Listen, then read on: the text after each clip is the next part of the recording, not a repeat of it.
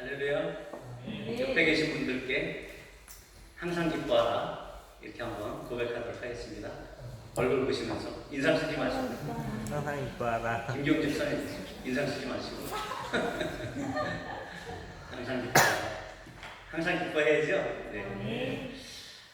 오늘 이 말씀은 요즘 저희 교회는 이 묵상집 큐티인이죠. 이 큐티인이라고 하는 이 묵상집을 가지고 계속 나누고 있는데요.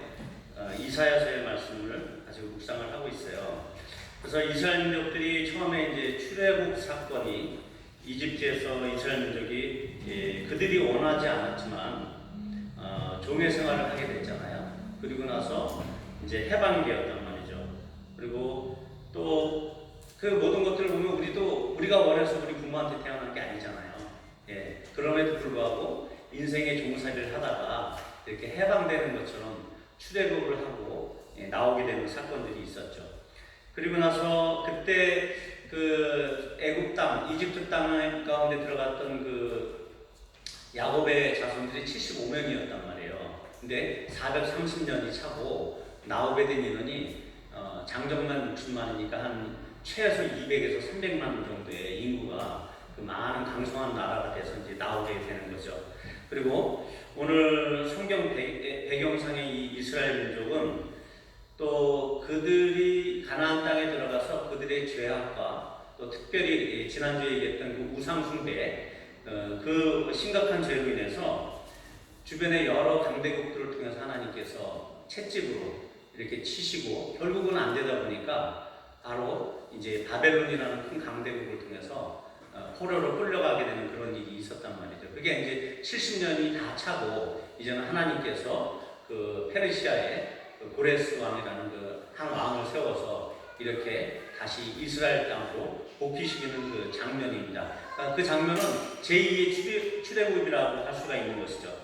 그래서 첫 번째 창조의 사건이 있고 나서 노아의 방주를 통해서 노아를 예수님을 예표하는 사람이라고 보면 이 방주는 이 교회를 예표하는 것이잖아요. 이렇게 노아의 방주를 통해서 하나님께서 제2의 창조를 하셨던 것처럼 하나님은 우리에게 계속 기회를 주시는 것들을 볼 수가 있습니다. 제1출애굽 사건을 통해서 우리가 세상의 그 어떤 노역과 힘듦에서 벗어나서 하나님 나라의 백성으로 빠져나와서 그래서 광야에서 오직 하나님만 볼 수 있는 그 광야에서 하나님을 예배하도록 하는 그런 백성으로 우리를 삼으신 거죠. 그럼에도 불구하고 우리는 참된 예배자의 삶을 살지 못하고 우리 안에 있는 그 우상을 우리 속에 간직하다 보니까 하나님께서는 그 우상을 섬기는 그 죄악을 심각하게 보심으로 인해서 우리를 다시 한번 포로의 생활을 하게 하시는 거죠. 어쨌든 이렇게 두 번째 출애굽 사건이 이제 맞춰지고 70년 포로 생활이 맞춰지고 다시 이제 이스라엘에 복귀되는 그 상황 가운데서 예루살렘에 이제 제2 성전이 세워지게 됩니다. 그래서 이렇게 포로 후기 공동체에 있어서 우선적으로 주어졌던 과제가 성전을 세우는 것이죠. 이렇게 하나님께서는 타락의 본성을 가진 자기의 자녀들을요, 어떤 때는 때리기도 하시고 얼르기도 하시면서 인생의 어떤 교육을 시키시는 것이에요. 우리의 일상생활 속에서 교육을 통해서 그분 자신의 자녀로서 하나님을 경배하는 한 사람의 온전한 그 예배자로서 그렇게 살아갈 수 있고 설 수 있도록 우리를 변화시켜 가시는 모습을 우리가 볼 수 있는 것입니다. 저는 지난주에도 어떤 사건 때문에 크게 화를 내게 된 사건이 있었어요. 그런데 이제 저희 아내는 나의 화풀이의 그 직접적 피해자잖아요. 화가 나면 누구한테 얘기하겠어요?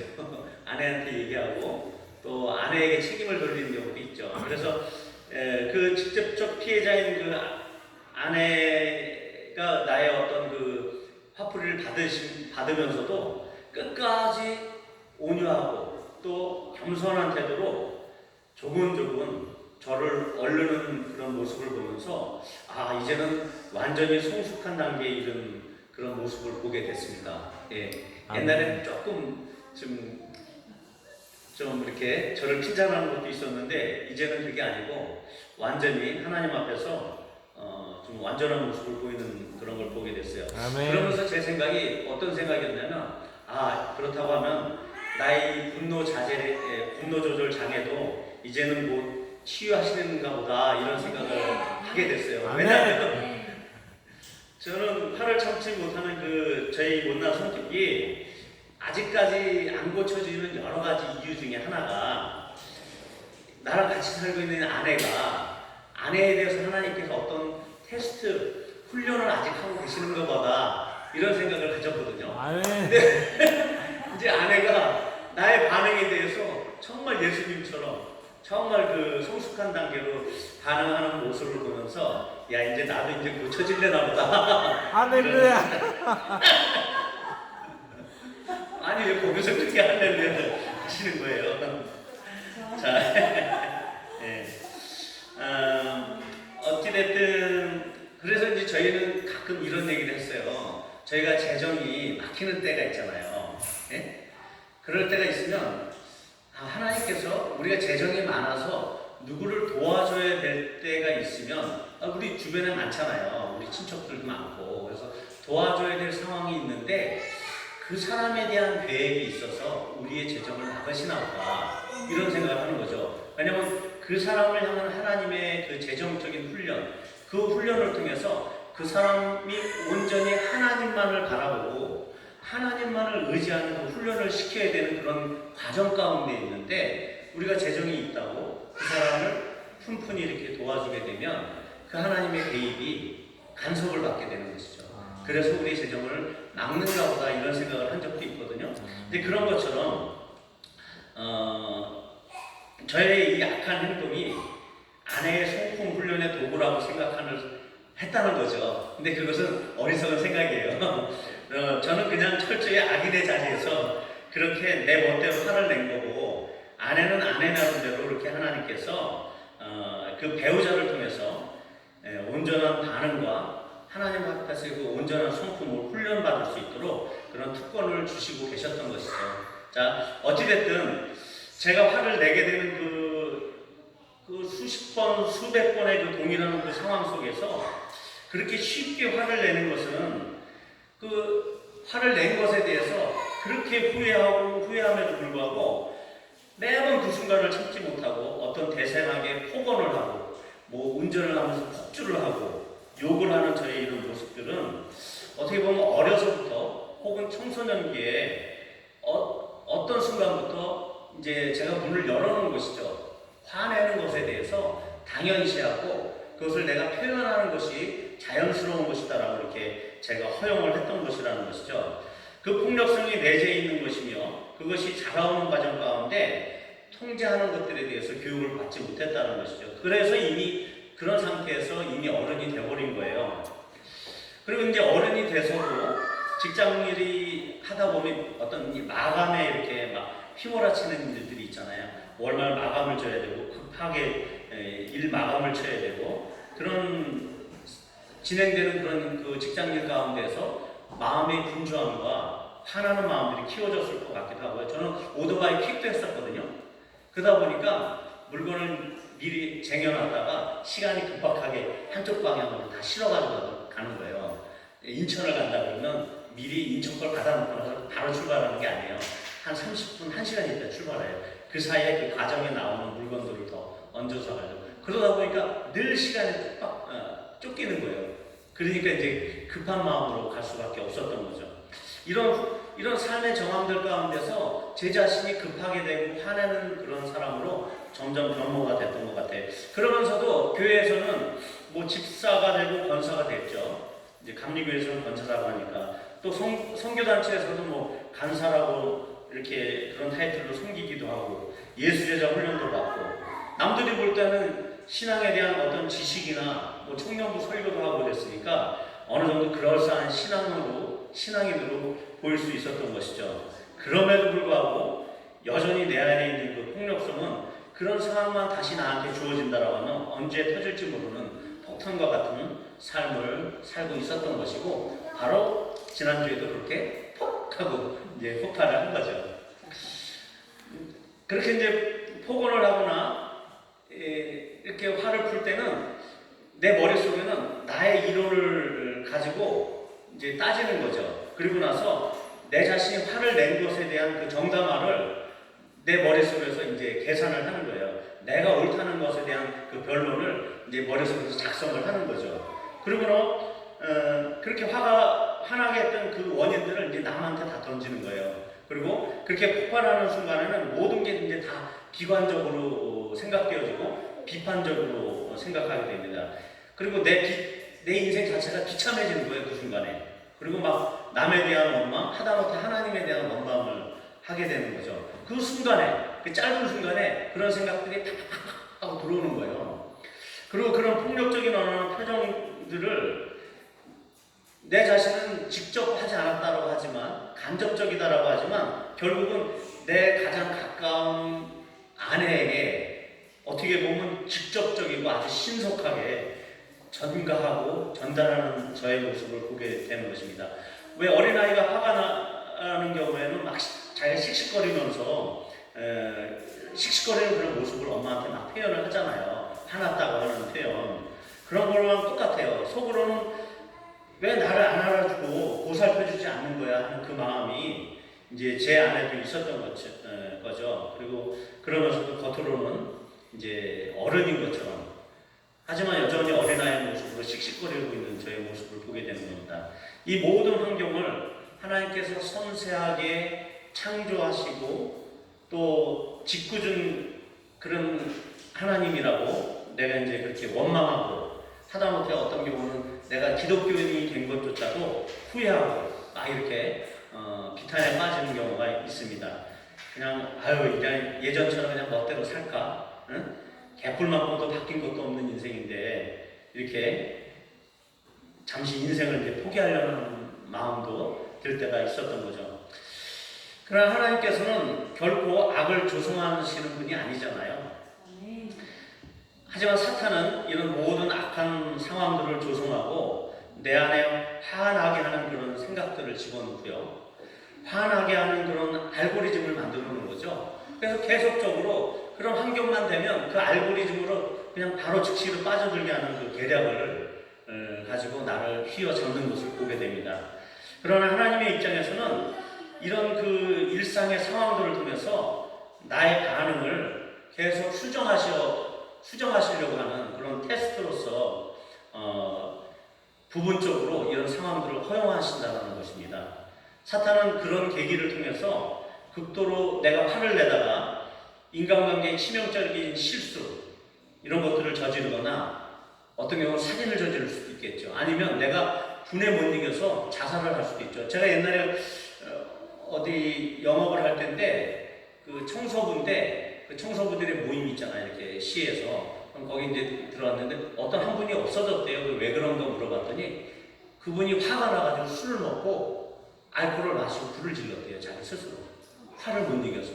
이렇게 이제 자살까지 가게 되는 상황까지 사탄은 의도했겠죠. 하지만 그래도 하나님께서는 나라는 한 사람을 그래도 신뢰하셨기 때문에 그런 동일한 사건들을 우리의 일상생활 가운데 계속 허락하셨다는 겁니다.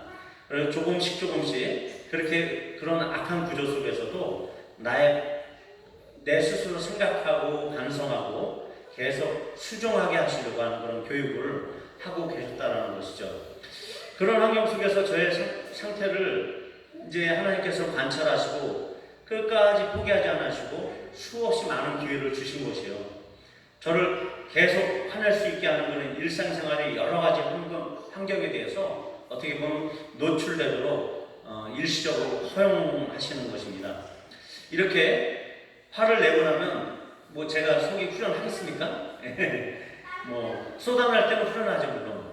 하지만 그 후련함은 곧바로 나의 비참함과 후회 이런 것들은 이제 되돌아오게 됩니다. 하지만 이제 그 순간에는 정말 그런 생각이 안 나는 거죠. 그렇게 후회하고 반복했음에도 불구하고 그런 생각이 안 나더라고요. 정말 내게 이런 폭력적인 마음의 상태와 하나님에 대한 그 강한 반항심이 마음속 깊은 곳에서 돋아지고 있는데 그럼에도 불구하고 과연 나는 하나님의 자녀가 맞는가? 라고 하는 생각까지 하게 되는 겁니다. 지금과 같은 나의 이 상태로, 정말 그 화날 때의 그 상태로 내가 정말 영원한 그 하나님과의 사귐이 있는 그 천국을 향해서 내가 갈 수 있을 것인가? 천국 백성으로서 내가 천국에 정말 입성할 수 있을 것인가? 라는 의문조차도 들게 만드는 것입니다. 그래서 내가 생각하는 그 구원은 내 스스로 자아도취적으로 내가 그냥 외부로부터 받았던 어떤 학습에 의해서 내가 생각하고 있는 구원은 아닌 것인가? 라는 의문까지도 하게 된다는 것이죠. 마귀가 이렇게 나를 밀가부르듯이 막 흔들어 놓는 것은 나의 신앙에 문제가 있다는 게 맞기는 맞다라는 생각을 갖게 됩니다. 과연 이 상태에서 내가 구원을 받을 수 있는 것인가? 이런 의문들을 계속 할 수밖에 없는 그런 상태에 이르게 됩니다. 그래서 나의 하나님, 내 인생이 앞으로 이런 삶이라면 나는 도대체 뭐가 되겠습니까? 이렇게 탄원하는 거죠. 또 사도 바울이 얘기했던 것처럼 오라 나는 공고한 자라 누가 이 사망의 몸에서 나를 구원할 것인가? 라고 탄식을 하게 되는 것입니다. 언제나 나는 이 거친 모습에서 온순하고 온전한 성품을 갖게 될지, 언제쯤 나는 하나님이 인정하는 그런 수준의 사람이 될 것인지, 이런 것들이 계속적으로 의문으로 다가오는 것입니다. 어떤 분들은 이런 질문조차도 사치라고 생각하는 분이 있을 수 있겠죠. 뭐 이런 것들보다 당장 닥치는 어려움, 그 현실의 문제, 일상생활에서 주어지는 그 생존의 문제 때문에 그 문제가 더 괴로운 분들이 있을 수도 있겠지만, 우리가 진정 하나님의 진실한 자녀라고 한다면 내 안에 있는 이 내면의 문제, 이 죄성의 문제, 죄된 성품의 문제에서 완전히 자유로울 수는 없다라고 저는 생각이 됩니다. 그렇게 자유로운 사람은 몇 사람이 되겠어요? 김선인 전사님 말고는. 농담입니다. 자, 어쨌든 우리가 그래서 이제 제가 이런 사건을 지난주에 겪고 나서 우연히 책을 하나 보게 됐어요. 그러니까 20세기 유명한 신학자인데, 캐톨릭 신학자예요. 칼 라너라는 분인데, 근데 이분의 책이 이제 한국말로 이제 기도라는 말로 이제 번역된 책인데, 이분의 책을 읽으면서 하나님의 무한하심에 대한 이야기가 나오더라고요.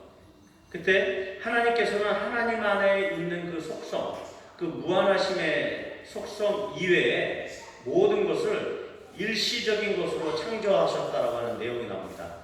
하나님 자신이 무한하시잖아요. 그럼에도 불구하고 하나님 창조하신 그 모든 것은 하나님 이외의 것은 일시적이라는 것이죠.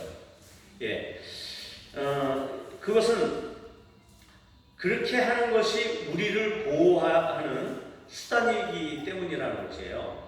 만약 우리가 우리의 이 죄악된 성품을 가지고, 이 죄성을 가지고 영원히 산다면 그것은 우리에게는 더 큰 저주가 되는 것이기 때문입니다.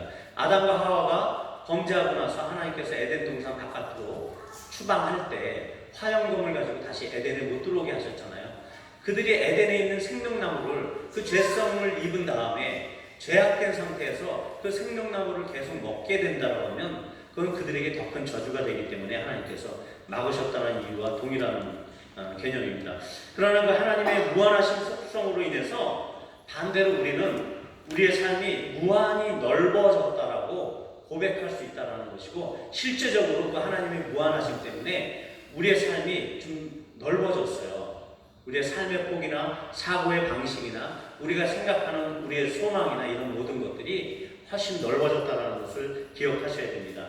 그분의 무한하심 안에서 영원히 함께 한다면 우리의 삶은 영원히 즐거움과 또 영원히 하나님의 생명의 삶 안에서 영원히 넓어질 수 있다는 것이죠. 또 우리가 이런 여기에 현실에 존재할 수 있는 그 이유도 창조주 하나님께서 우리가 속한 이 현실에만 존재하지 아니하시는 분이기 때문에 현실을 초월하신, 그래서 영원한 신비 가운데 계신 그러하신 분이기 때문에 그래서 우리가 이 현실에 존재할 수 있다는 것입니다. 이 말은 다른 말로 표현하면 하나님이 우리와 같은 이 현실에만 국한되어 있는 분이다라고 하면 그것은 하나님이 아니라는 거죠. 우리와 동일한 그 존재에 불과하다는 것입니다. 하나님은 하나님으로서 무한한 존재로서 그 영원한 신비 가운데 계셔야지만이 우리는 이 현실에 있는 현실적인 존재로서 존재의 가치가 형성이 될 수 있다는 말을 하고 있다는 것입니다.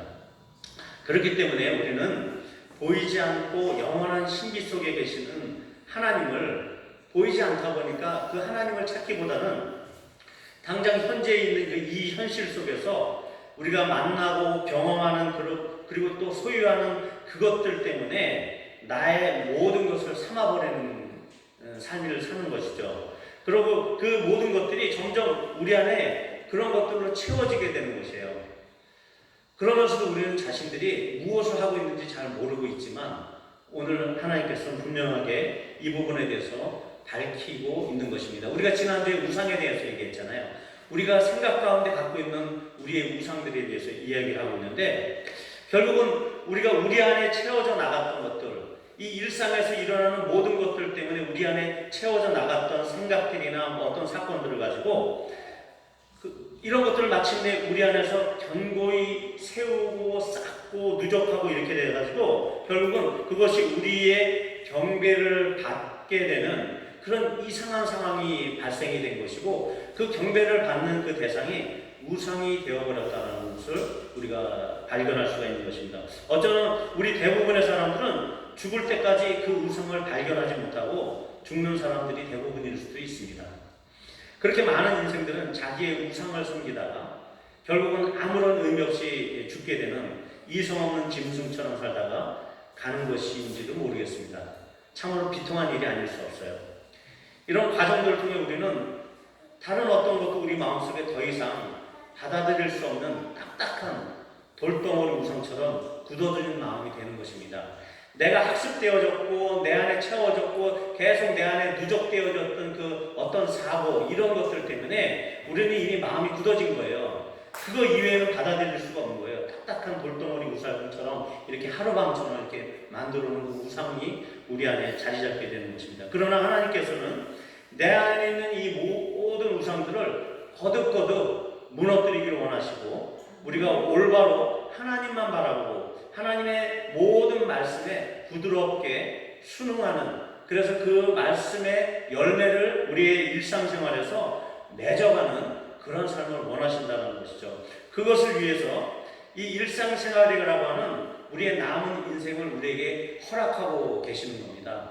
내가 수많은 화를 내게 하는 그런 모든 실수에도 불구하고 하나님은 여전히 우리에게 이 일상생활을 통해서 화나는 환경들을 어떻게 보면 허용하고 계신 거죠. 그것을 창조하시지는 않았지만 사단이 만들어놓은 그런 모든 구조와 악한 삶 가운데서도 하나님께서는 여전히 우리에게 그런 인생을 허락하고 계시다는 것입니다. 우리가 세운 우리의 자아 속에 있는 이 우상이 우리 마음 안에 가득한 상태에서는 절대 하나님의 말씀을 열매 맺을 수가 없습니다. 지난주에 제가 오늘도 마찬가지는 지난주에 우리가 항상 기뻐합시다 이렇게 얘기했잖아요. 하나님의 말씀이니까. 그런데 그 구호가 그저 구호 자체로 끝나고 말았잖아요. 지난주 나의 삶을 보면은 그 말씀의 결과가 나의 일상생활에서 전혀 나타나지 않았다는 것이죠. 그것은 내 안에 갖고 있었던 내 자아 속에서 화내는 감정을 그대로 갖고 있었던 그 내 자아가 우상이 되었기 때문에 그 항상 기뻐하라는 그 말씀이 그 순간에 삶으로 구체적인 열매를 맺을 수가 없었다는 것입니다. 내 자신이 그 일상에 화나게 하는 그 다급한 환경에 처하게 되면 당연하게 화를 내도록 이미 잘 만들어진 나의 자아, 그래서 사람이 다니기 좋은 길처럼 이미 내 안에 그런 화내는 그런 상황들을 잘 수능할 수 있는 그런 잘 훈련된 이 내면의 자아, 이것이 바로 나의 우상이라는 것입니다. 하나님의 그 무한하심 속에 존재하는 그 하나님의 신비가 나의 삶을 넓힐 수 있는 충분한 그런 근거가 됨에도 불구하고 나의 마음은 아직도 편협하고 비판적이고 판단하기를 좋아하고 정죄하기를 좋아하는 그 이유가 내 안에 있는 나의 자아가 여전히 나의 우상으로서 존재하기 때문이라는 것입니다. 어떻게 보면 하나님의 말씀보다는 하나님 그분보다는 나의 자아, 내 우상을 더욱 사랑하게 되었기 때문일 수도 있습니다. 그러나 처음부터 이런 나의 자아가 삐뚤어진 것은 아닐 것이에요. 처음에는 어떤 경우는 제가 장난 삼아서 남을 어떻게 핀잔을 하거나 이렇게 시작할 수도 있겠죠. 그리고 장난 삼아서 욕을 하기 시작할 수도 있을 거예요. 그럼에도 불구하고 어느 순간부터는 남을 정죄하고 비난하는 삶이 습관처럼 그렇게 되어버린 거고, 어떻게 보면 선배나 친구들이나 어떤 사람들에 의해서 나도 모르게 영향을 받고 학습을 받게 되었던 것이죠. 그래서 이제 폭력적이 되고 냉랭한 사람이 됐을 수도 있을 것입니다. 이렇게 사탄은 오랜 기간 동안 나의 삶의 어떤 경험 가운데서 계속 폭력적인 사건들과 환경들을 주었던 것이고, 악한 사회 구조를 만들어서 반복적으로 어떤 상처받는 말들을 경험하게 했던 것이고, 그걸 통해서 자연스럽게 길들여진 나의 폭력적인 자아의 우상, 나의 삐뚤어진 어떤 가치관의 우상, 염세주의적인 어떤 그런 그 우상들, 또 쉽게 낙담하거나 무기력하게 해주는 그런 내 자아의 우상들, 미리 어떤 걸 준비하자면은 늘 불안하고 힘이 없는 그런 삶을 살게 하는 내 자아의 우상, 이런 것들을 계속 심어줬던 것이죠. 나는 나의 우상들과 나의 자아, 나의 감정, 내가 처한 나의 상황만을 가장 귀하게 여겼던 것입니다. 그리고 하나님을 사랑하는 마음, 하나님의 말씀을 가장 소중한 가치로 여기려는 그런 마음은 찾아볼 수 없는 상태, 그런 것들로 점점 변모가 되었던 것입니다. 그래서 하나님을 사랑하는 사람들조차도 하나님을 사랑하는 사람들의 삶에서 그렇게 넓은 마음이 안 나타나는 것 같아요. 넉넉한 성품이나 삶에 있어서 거룩함이 잘 나타나지 않는 것 같아요. 이것은 바로 저처럼 이미 견고하게 자리 잡은 그 사람 속에 있는 그 우상 덩어리들이 그 안에 자리 잡고 있기 때문에 하나님을 사랑한다는 그 사실조차도 아무 효력을 나타나지 못하고 있는 것이죠. 하나님께서는 그분의 자유를 기꺼이 우리를 위해서 내어놓으셨거든요. 자기 자신을 기꺼이 내어놓으셨단 말이죠. 그러나 우리가 얻은 이 참된 자유를 도리어 아직도 우상 덩어리를 껴안고 살아가는 그런 삶에 투자하고 있는 것입니다. 그래서 화나게 하는 내 자아 속의 우상 덩어리를 제거해달라고 이제 밤낮 울부짖어서 기도해야 되는 것입니다. 우리의 일상생활을 위한 어떤 잘난 돈 몇 번 때문에 이 부르짖는 기도를 게을리하면 안 되겠다라는 결심을 하게 됐습니다. 우리는 우리의 일상생활이라는 것을 한번 또 생각을 해봐야 됩니다. 거룩한 하나님을 만나는 장소로서의 우리의 일상생활이 되는 것이 아니라 나의 단순히 현상에 지나지 않는 우리의 일상생활에 조그만 편의를 위해서 그 하나님을 그 편의를 위한 하나의 방편으로 전락시키고 있는 것이죠. 그래서 또다시 하나님마저 나의 우상으로 만들어가는 그런 우리의 일상생활을 만들어가고 있는 모습을 보게 됩니다. 우리에게 던져지는 이 일상 속에서 여전히 존재하는 그 악한 구조와 환경은 나의 자아를 깨도록, 나의 우상을 깨도록, 그래서 하나님을 더욱 찾도록 그렇게 하는 하나님의 테스트인데도 불구하고 하나님이 주시는 우리에게 어떻게 보면 하나님이 우리에게 주시는 천국 티켓과 같은 아주 고귀한 우리의 일상생활임에도 불구하고 우리는 너무나도 쉽게 그 티켓을 사탄에게 팔아 넘기고 있었던 것일 수도 있습니다. 그러나 그런 일상생활의 귀중함에 대하여 이 독일의 신학자인 칼 라노의 책에서 다시 한번 이런 고백을 하고 있는 것을 보게 됐습니다. 한번 띄워줄래요? 제가 한번 읽어보겠습니다. 이런 내가 당신께 갈 수 있는 길이 있다면 그 길은 나의 일상을 통과해 가는 길임을 알고 있습니다. 일상은 내 인생의 한 부분, 내 인생의 가장 긴 부분 정도가 아닙니다. 일상이 아닌 때가 없습니다. 그러나 그 일상의 모든 것이 내게서 단 하나를 망가뜨리고 빼앗아 가려고 합니다. 그 하나, 꼭 필요한 하나가 바로 당신, 나의 하나님입니다. 모든 것이 있는 것처럼 보여도 단 한 분, 당신이 없을 수 있다면, 그렇다면 반대로 나는 모든 것 안에서 당신을 발견할 수도 있다는 것입니다. 그렇지 않고서는 인간이 도무지 당신을 발견할 수 없기 때문입니다. 인간은 당신 없이는 존재할 수 없습니다. 그렇다면 나는 모든 것 안에서 당신을 찾아야 합니다. 그렇다면 모든 나날이 일상이요, 모든 나날이 당신의 날, 당신의 은혜의 시간입니다.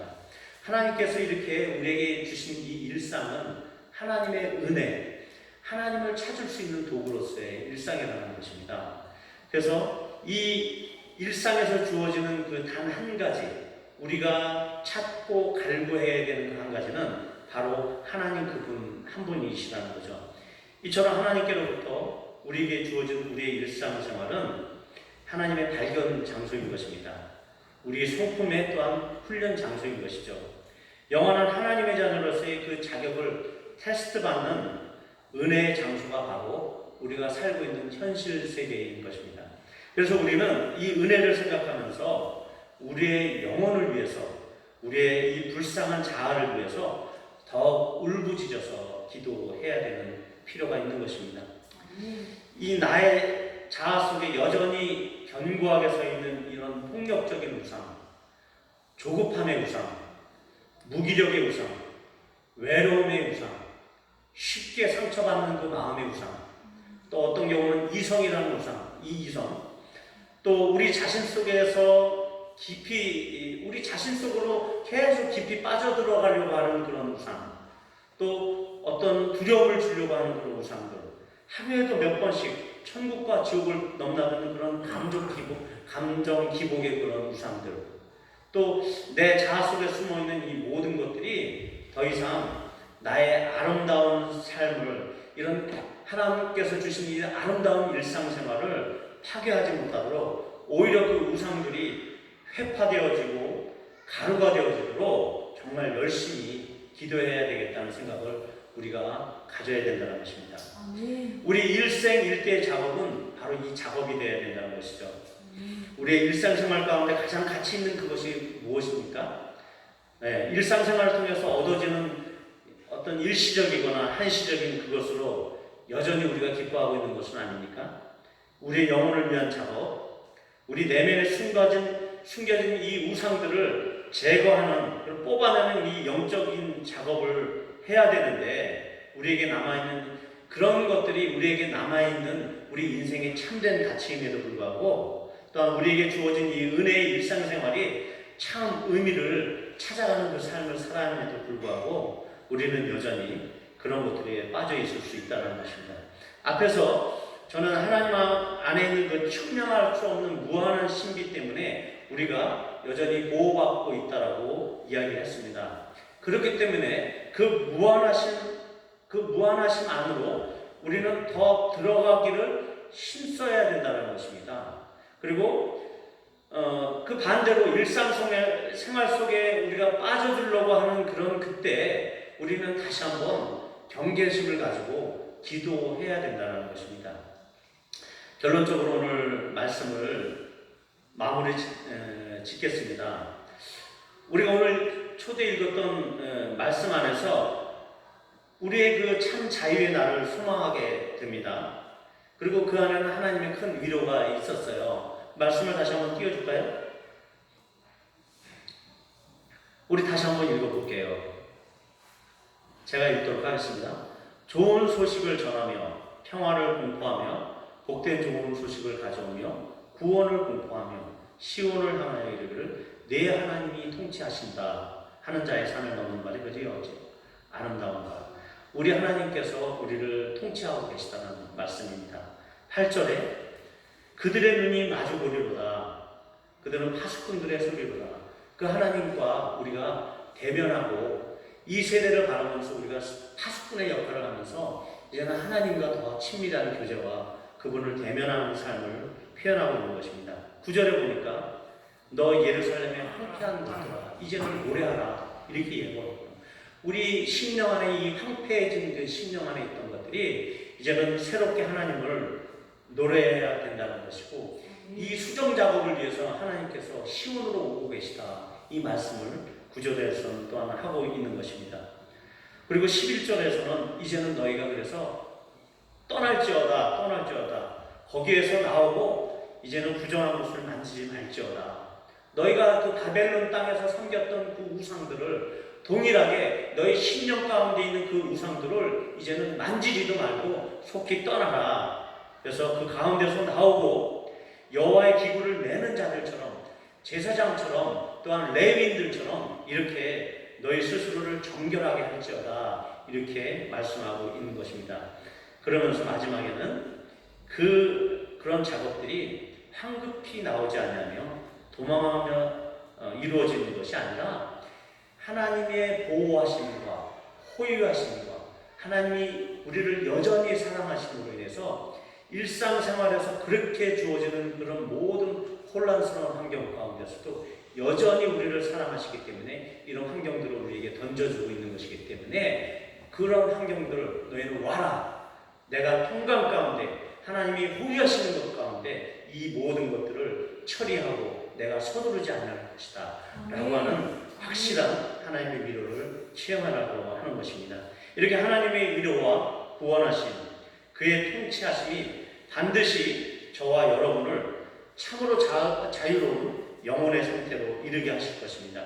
하나님의 그 영원한 화평과 그 희락이 우리의 심령을 이제는 변화시키실 것입니다. 결국은 하나님이 우리를 통치하시고 구원하셔서 그 오래되고 찌든 그 죄악된 성품에서 우리를 자유케 해주실 것입니다. 예루살렘의 황폐한 것이 구속의 새 노래를 부르는 것이 될 것이며, 우리도 그 우상들에게서 속히 그리고 아주 빨리 떠나는 것을 경험하게 될 것입니다. 다시 한번 칼라나의 글을 통해서 우리는 새 소망을 한번 찾게 됩니다. 한번 또 띄워주실래요? 하나님 당신만이 우리의 끝없는 끝이시기에 우리 눈앞에 펼쳐진 소망을 바라봅니다. 우리가 진정 철저하게 당신을 믿는다면, 우리에게 자신을 내어주신 당신을 믿는다면 우리는 참으로 자유로운 존재입니다. 당신은 그 승리를 우리에게 약속하셨습니다. 이 승리는 예수님께서 처절한 죽음 가운데서도 인내와 순종으로 아버지를 끝까지 따르심으로 인해서 우리 모두를 위해 얻어내신 승리라고 그는 고백하고 있습니다. 그리고 또한 우리도 결국에는 주님과 우리의 이웃을 위해서 우리 자신을 내어주는 그런 자유함을 우리가 소지하게 될 것이고, 내 자리를 박차고 일어나서 그 자리를 기꺼이 그 이웃들에게 내어줄 수 있는 그런 진정한 자유함을 소유한 아름다운 존재들로 변화될 것이라고 저희는 믿습니다. 이것이 우리의 진짜 기도이며 우리의 우선적인 기도가 되어야 되는 것입니다. 마지막으로 다시 한번 칼라노의 말씀을 보겠습니다. 당신의 영으로 우리를 채우소서. 우리는 믿습니다. 우리의 연약함 속에서 승리를 이루시는 당신의 능력을, 우리의 비참함마저 받아 안으시는 당신의 자비를, 우리의 거짓과 싸워 이기신 당신의 진리를, 우리의 편협함을 활짝 열어주신 당신의 자유를 믿습니다. 우리 안에 거하소서. 더 이상 율법이 필요 없는 당신의 영 안에서 당신의 명령을 기쁨으로 따르는 우리가 되게 하소서. 헛된 희망이 모두 좌절된 그 자리에서 용감히 희망하게 하소서. 이렇게 고백하고 있습니다. 이처럼 우리에게는 아직도 희망이 있습니다. 그렇기 때문에 우리의 그 처절한 이 우상과의 싸움에서 우리는 새로운 희망을 발견하기를 원합니다. 더욱 힘내시고 이분의 글을 통해서 하나님께서 주신 이 위로를 힘입어서 더욱 우리에게 주어지는 그 일상생활 속에서 내게 던져지는 삶의 모든 시련들 가운데서 이것을 나의 좋은 훈련의 장으로 삼고 더욱 열심히 하나님을 사랑하고 또한 그 사랑을 실현하는 일상생활이 될 수 있도록 우리가 다 함께 처절하게 기도하고 더 애써서 하나님 앞에서 새 힘을 얻는 이런 시간이 됐으면 좋겠습니다. 잠깐 기도하겠습니다.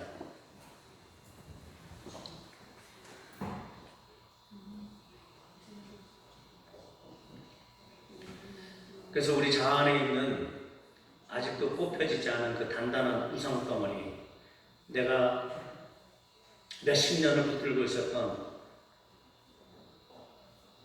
우리 안에 우리를 죄악 가운데로 쉽게 이끌어갔던 그런 모든 우상 덩어리, 하나님의 말씀이 열매 맺지 못하게 하고 하나님을 바라보지 못하게 했던 그 우리의 자아의 우상들, 내가 사랑하고 내가 지키려고 했고 은연중에 내 자신을 드러내려고 했던 이 모든 우상들, 이런 것들을 다시 한번 이 시간 하나님께 이것들을 다루는 작업들을 시작하겠다라고 우리 함께 기도하도록 하겠습니다. 하나님, 그래서 이 기도의 작업들, 가장 고귀한 이 작업들을 위해서 계속적으로 기도할 수 있는 저와 여러분이 될 수 있도록, 또 우리 산골교회 교인들이 될 수 있도록 우리 함께 같은 목소리로 기도하도록 하겠습니다.